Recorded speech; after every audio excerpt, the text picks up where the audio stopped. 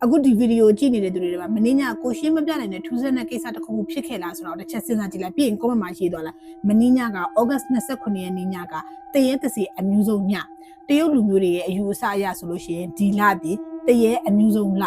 August ဒီ23ရက်နေ့ကနေစပြီးတော့ September 10 ရက်နေ့ဒီသူတို့မှာငရဲတကားဖွင့်ထားတယ်ဆိုတဲ့အယူအဆရှိတယ်အဲ့တော့အတွက်ကြောင့်မို့လို့ဒီလမှာဆိုလို့ရှိရင်တရေတစီတွေကအဲ့ဒီငရဲတကားကနေပြီးတော့သူတို့ထွက်လာတယ်လွတ်မြောက်လာတယ်ပြီးပြီလားဆိုလို့ရှိရင်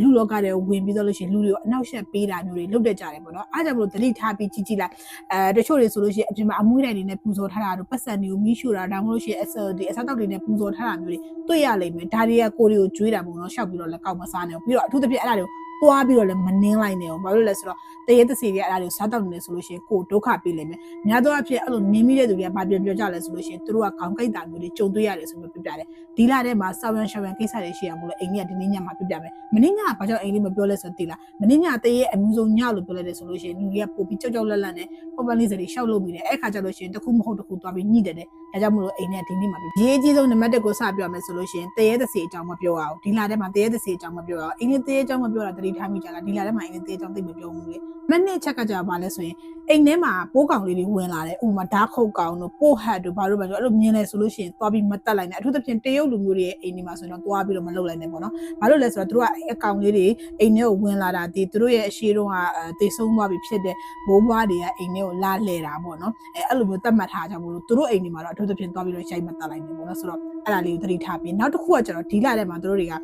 ကရုံးတွေအိမ်တွေမပြောင်းဘူးဘာကြောင့်လဲဆိုတော့အဲ့လိုမျိုးပြောင်းတဲ့အခါကျလို့ရှိရင်ပရိဘောဂပစ္စည်းတွေမှာဒီမကောင်းဆိုးဝါးတွေကကတ်လာပြီးတော့လို့ရှိရင်လူတွေကိုအနှောက်အယှက်ပေးမှကြောင့်လို့အဲ့လိုမျိုးမပြောင်းကြအောင်နောက်တစ်ခုကကျတော့ကိုဝင်ဆောင်အမျိုးသမီးတွေအပြင်ကိုမထွက်တ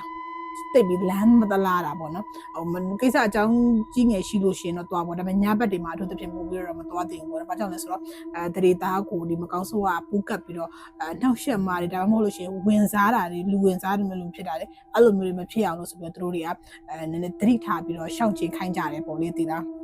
စင်ကာပူလိုနိုင်ငံမျိုးမှာဆိုလို့ရှိရင်ဒီလာထဲမှာသူတို့တွေကရှိုးပွဲတွေအများကြီးလုပ်တယ်အဲ့ရှိုးပွဲတွေထဲမှာများသောအားဖြင့်တရုတ်ပြဆက်တွေကိုသူတို့ပြကြတယ်ပေါ့နော်အဲ့တရုတ်ပြဆက်တွေပြတဲ့အခါမှာရှေ့ဆုံးတက်မှာ VIP ထိုင်ကုန်တွေရှိတယ်အဲ့နေမှာလူတွေမရှိဘူးသွားပြီးတော့မထိုင်လိုက်နဲ့အဲ့ဒါတရေတစီတွေကိုပြတဲ့အနေနဲ့ဖိတ်ထားတာပေါ့နော်သူတို့ကိုပြတာပေါ့နော်ကိုကသွားထိုင်လို့ရှိရင်တော့သူတို့နဲ့ညှိမှာပေါ့လေနောက်တစ်ခုကကျတော့မြစ်ချောင်းအင်းအိုင်တွေထဲမှာသွားပြီးတော့ရေမကူးတာဘာလို့လဲဆိုတော့အဲ့ထဲမှာဆိုလို့ရှိရင်ကိုလူစားလဲကျင်တဲ့တရေတစီတွေကနောက်ဆက်ပေးတာမျိုးတွေသိတယ်မလားအဲ့လိုမျိုးတွေရှိဘူးပြီးတော့မြစ်ထဲမှာစင်းကူးမယ်ဆိုလို့ရှိရင်ကိုကအဝတ်စားတွေချွတ်ခဲ့ရတယ်မလားအဲ့ခါကျလို့ရှိရင်အဝတ်စားမရှိတဲ့တရေတကောင်ကောင်ကနေပြီးတော့ကိုရဲ့အဝတ်စားကိုခိုးယူတတ်တယ်ဆိုတာမျိုးတွေရှိတယ်နောက်တစ်ခုကကျတော့ကိုကဥမာအိမ်ထဲမှာတစ်ခုစားတောက်နေရဖြစ်အပြင်မှာဆိုင်မှာတစ်ခုစားတောက်နေရပဲဖြစ်အဲ့လိုမျိုးစားနေတဲ့အချိန်မှာသွားပြီးတော့စကားပြောလို့ပေါ့နော်အိမ်လေးအခုထားရပါတော့အိမ်ထဲဒီမှာပိုက်တက်ပြီးတောက်နေမယ်ဆိုလို့ရှိရင်ကိုရဲ့ပိုက်ကိုဒီတိုင်းမှလွှတ်ထားလိုက်လေဆိုတော့ဒါနမူနာပြပြပါပေါ့နော်အစားတော့ပဲဖြစ်ဇွန်းတို့ခရင်တို့စိုက်ထားမယ်ဆိုလို့ရှိရင်အဲ့ဒီမှာတရေတစီတွေကဝင်ပြီးတော့ဒါကိုစားတာမျိုးတွေလုပ်တယ်အားကြောင့်မို့လို့ပိုက်တက်ထားမယ်ဆိုလည်းပိုက်ကိုမတက်ထားတာမျိုးဒါမှမဟုတ်လို့ရှိရင်ဇွန်းကိုစိုက်မထားတာမျိုးဒီမှာခရင်ကိုစိုက်မထားတာမျိုးအဲ့ဒါမျိုးတွေလုပ်ရတယ်ဘာလို့လဲဆိုတော့သူတို့တွေဝင်ပြီးတော့စားလိုက်ပါဆိုလို့နောက်တစ်ခုကကျတော့အိပ်ပြီဆိုလို့ရှိရင်ဖက်နှက်တွေပါချွတ်အိတ်တယ်တချို့အဲ့လိုမျိုးဖက်နှက်ကိုဂရင်အောက်မှာချွတ်အိတ်လိုက်ရှင်လေအဲ့ခါကျရင်ဖက်နှက်ဦးကိုဂရင်ဘက်ကိုလှည့်မထားနဲ့ဒီမှာဖက်နှက်ဦးကိုဟိုဘက်ကိုလှည့်ထားပေါ့ဒီမှာကြောပေးထားပေါ့နော်ဂရင်ကိုကြောပေးထားပေါ့ဒီမှာအဲ့လိုမျိုးဘာဖြစ်လို့လဲဆိုတော့တရေတစီတွေဒီတရုတ်လူမျိုးတွေရဲ့အယူအရဆိုရင်ဒီဖက်နှက်တွေကတရေတစီတွေကိုလမ်းပြပေးတဲ့ဟာပေါ့နော်အဲ့တို့ကြောင့်မလို့ကိုယ့်ရဲ့ဂရင်စီကိုလမ်းပြပေးထားတာမျိုးမဖြစ်ရအောင်လို့တို့တွေကအဲ့လိုမျိုးဆိုရင်ရှောင်ကျင်ကြပြီးရင်နောက်ထပ်အချက်တစ်ခုကပါလဲဆိုတော့ညဘက်မှာအဝတ်စားတွေကိုအပြင်မှာလှမ်းမထားရအောင်။ဘာကြောင့်လဲဆိုတော့ဥပမာအဝတ်စားတွေကိုအပြင်မှာလှမ်းထားတဲ့ခါကျလို့ရှိရင်တရေတစီတွေကကိုယ့်ရဲ့အဝတ်စားတွေထဲမှာဝင်ပြီးပူးကပ်ပြီးကိုယ်နှောက်ယှက်တာမျိုးတွေလုပ်နိုင်တယ်ပေါ့နော်။ဒါမှမဟုတ်လို့ရှိရင်လည်းအဝတ်စားမရှိတဲ့တွေကအခုနကပြောခဲ့သလိုအဝတ်စားကိုရှူသွားနိုင်ရှိတယ်ပေါ့နော်။အဲ့ဒါတွေမကသေးဘူးနောက်ထပ်တစ်ချက်ရှိသေးတယ်အဲ့ဒါညဘက်တွေမှာလမ်းကြားတွေလမ်းကြားတွေထဲမှာခါလို့ရှိရင်တိုက်တွေရဲ့လမ်းကြားတွေထဲမှာနေအောင်မိမိရဲ့စကားပြောကြတာမျိုးရှိရလေအဲ့လိုမျိုးတွေအထူးထူလုံးဝမလုပ်ရအောင်။ဘာလို့လဲဆိုတော့အဲ့လိုတိုက်လန်းကြားတွေအပြင်ကိုယ်အိမ်နဲ့ကိုယ်အိမ်ရဲ့အုတ်တိုင်းနဲ့ကြားတဲ့อ่ะပေါ့နော်အဲ့အုတ်တိုင်းမှာလည်းတွားပြီးမမိရဘူးဘာဖြစ်လို့လဲဆိုတော့အဲ့လိုတွားမိလိုက်တယ်ဆိုလို့ရှိရင်ညဘက်တွေမှာဆိုလို့ရှိရင်အဲ့နေရာတွေကအေးတဲ့နေရာတွေဆိုတော့တေးသစီတွေကလာပြီးတော့လို့ရှိရင်တို့ကလည်းပဲမှီပြီးတော့ရက်ပြီးတော့စကားပြောလို့ရှိရင်ပေါ့နော်အဲ့ခါကျလို့ရှိရင်ကိုတွေကတို့နဲ့ညှိနှိုင်းရေးရှိတယ်ပေါ့နောက်တစ်ခုကကျတော့တို့လူမျိုးတွေကဒီလာထဲမှာဆိုလို့ရှိရင်စီးပွားရေးအသစ်စပြီးမလုပ်ဘူး ဒီလားစီးပွားရေးပေါ့နော် business တခုအသစ်စပြီးမလုပ်လို့မရှိဘူးနောက်တစ်ချက်ကကိုနာမည်ပါတဲ့အင်ကြီးတွေဒါမှမဟုတ်လို့ရှိရင်နာမည်မှာတချို့ဆိုလို့ရှိရင်ဗလဲအင်ကြီးတွေမှာရင်ထိုးလေးတွေထိုးကြတယ်လေကိုနာမည်နဲ့လေတည်ရမလား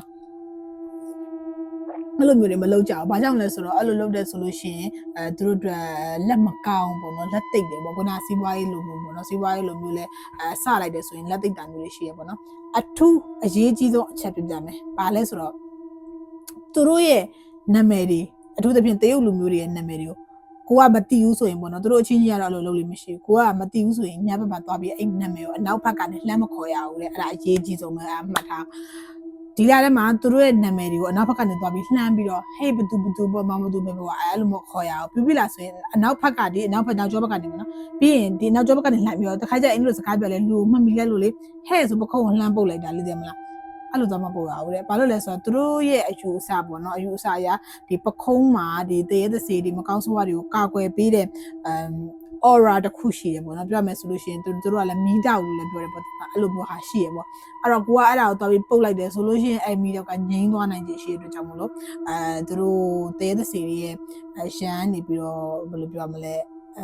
နည်းနည်းသတိထားမယ်အနေထားဖြစ်သွားပြီပေါ့နော်ကိုကာဝယ်ပေးတဲ့ဟာမရှိတော့ဘူးဆိုပြီးတော့သူကယူဆလိုက်တာပြီးတော့အဲ့မှာမေးစရာရှိတာတရေသစေတွေကိုပူဇော်ပတ်တာထားတဲ့အစားအစာတွေကိုစားလို့ရလားပေါ့နော်တော်တော်များများပူတရေသစေတွေကိုကျွေးတယ်ဆိုတာလည်းသူတို့ရင်တော့ဘိုးဘွားပြပြနေလဲရှိခဲ့တာဆိုတော့အစားကောင်းတော့ကောင်းနဲ့ချက်ကျွေးတယ်ဥမာဝက်နံရိုးကင်တို့ကြက်ပါကောင်လုံးကြအဲ့ဘာညာအဲ့လိုဟာမျိုးတွေရှိရပေါ့နော်အဲ့လိုမျိုးရှိတဲ့အခါမှာကိုကစားလို့ရမရမသိဘူးတည်တယ်မလားဟိုဘယ်လိုပြောရမလဲစားချင်တယ်စားကောင်းကောက်ဖွယ်တွေချကျွေးတယ်တချို့ကျတော့လမ်းမပေါ်ချလိုက်တော့ကျတော့စားလို့တော့တဲ့မရတော့ဘူးပေါ့နော်လမ်းဘေးကနေစားရမှာလေအဲ့လိုမျိုးဆိုတချို့ကျတော့လည်းအိမ်ဒီလိုအမြင့်လေးတွေမှာဘာသာတင်ထားရဆိုတော့ကိုစားလို့လူတွေစားလို့ရလားမရလားပေါ့နော်အဲ့ခါကျလို့ရှိရင်ねစားချင်တယ်ပေါ့နော်လမ်းဘေးကဟာတော့မဟုတ်ဘူးမလားအဲ့လိုစင်မြင့်မှာတင်ထားဘာသာစားချင်တယ်ဆိုလို့ရှိရင်ねသူတို့မှနီးနှန်းတစ်ခုရှိတယ်အဲ့ဒါကျတော့ဟိုပွားဘယ်လိုပြောရမလဲအကျွေးစင်းကို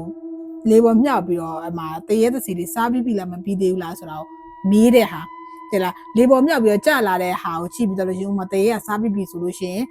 ဥမာစားပြီးလို့ခေါင်းကြတယ်ဆိုရင်စားပြီးပြီဆိုရင်ခေါင်းကြပေါ့ဒီမလားအဲ့ဆိုခေါင်းကြတယ်ဆိုရင်သူစားပြီးပြီဆိုကိုစားလို့ရတယ်အဲ့လိုပေါ့သူတို့ကအဲ့ဒါပွာပွေးရတယ်လို့ခေါ်တာသူတို့ကအဲ့မှာတစ်သားဒီလာချမ်းလို့တစ်သားအညီလေးကိုပေါ့နော်သူတို့အဲ့ဒါလေးနဲ့လည်းလုပ်တယ်ဒါပေမဲ့များသောအားဖြင့်အကျွေးစီးနဲ့လည်းလုပ်တယ်ပေါ့နော်အဲ့တော့စားခြင်းနဲ့တာမထိန်နိုင်တော့ဘူးဆိုလို့ရှိရင်တော့အဲ့လိုမေးမြန်းပြီးတော့စားပေါ့နော်ဆူဆက်ပြီးသွားလည်းမစားနဲ့ဘူးပေါ့နော်မစားတာတော့အကောင်းဆုံးပဲထင်တာပဲပြီးတော့လို့ရှိရင်ဒီလထဲမှာဆိုလို့ရှိရင်လည်းသူတို့ကအဲ့လိုအကျွေးစီးကြတယ်အတန်နေပေါ့ဒီမလားအဲ့လိုအတန်နေပြီးတော့လို့ရှိရင်ခုံရှိတဲ့အတန်နေအများကြီးကြားရတယ်ပေါ့နော်ဆိုတော့ဒါကဒါတရုတ်လူမျိုးတွေရဲ့အယူဆဖြစ်ပြီးတော့ဒီလကသူတို့ရဲ့တရေအမျိုးဆုံးလာတော့ main hungry ghost day လို့ခေါ်တယ်ပေါ့နော်တရုတ်လူဆိုရင်တော့ကျူအင်းမခေါ်တတ်ဘူးဒါကြောင့်မှားဝမှာဆိုမခေါ်တော့ဘူးပေါ့နော်ဆိုတော့အားလုံးပဲဆောင်းရှောင်းနေတိပြီဆိုလို့ရှိရင်တရုတ်လူမျိုးတွေနဲ့ကိုရီးယားတွေ့နေတဲ့အခါမှာသူတို့စိတ်နှောက်ယှက်မဖြစ်အောင်ပေါ့နော်ရှောင်ပေးလို့ရအောင်လို့အင်းကတင်ပေးရပါတော့ပြီးတော့စိတ်ဝင်စားမှုလည်းကောင်းတယ်မတိသေးတဲ့သူတွေလည်းနည်းနည်းဘုဒ္ဓရမယ်လို့ထင်လို့အင်းကပြပြတာဖြစ်ပါတယ်ဆိုတော့အားလုံးပဲဗီဒီယိုနဲ့တော်တော်ရှည်သွားပြီမို့လို့နောက်ဗီဒီယိုမှာပြန်တွေ့ကြပါမယ်အားလုံးပဲတောင်း